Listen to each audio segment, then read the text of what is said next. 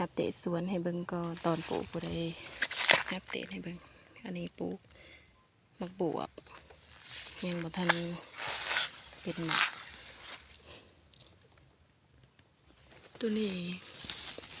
เบี้ยมะขามซื้อมากระสอบหนึ่งมีอยู่เป็นหมื่นต้นเอาไว้เสียบยอดเนาะบัดเพิ่นใหญ่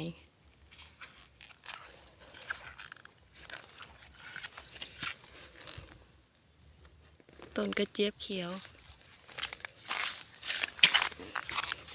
มักฮุงหลอดตายจากฝนตกกำลังเริ่ม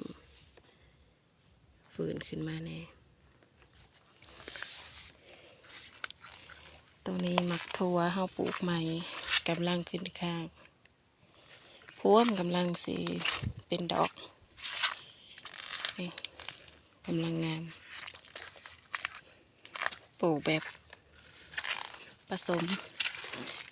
ต้นมะเลนพ่อมะเลนกำลังเป็นหมากปลูกพอได้เก็บกินแต่มักตัวเขาปลูกขายแต่นี่เป็นปลูกใหม่นี่มะเขือพร้อมนี่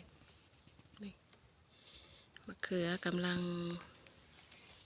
ได้กินหมากแล้วประมาณ7-8หมาก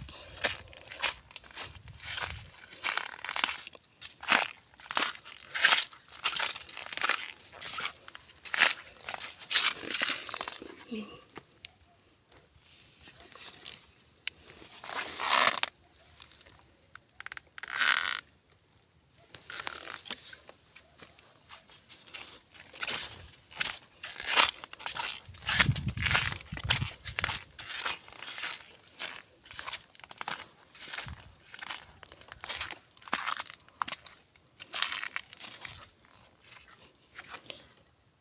เดินสวนตัวนี้เขาทางตอน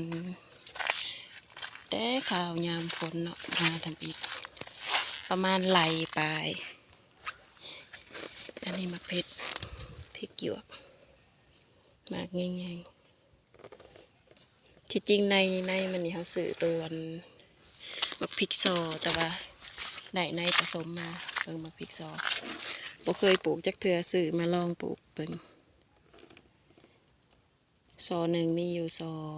4 6ซอหนึ่ง8หมากเป็นมะพริก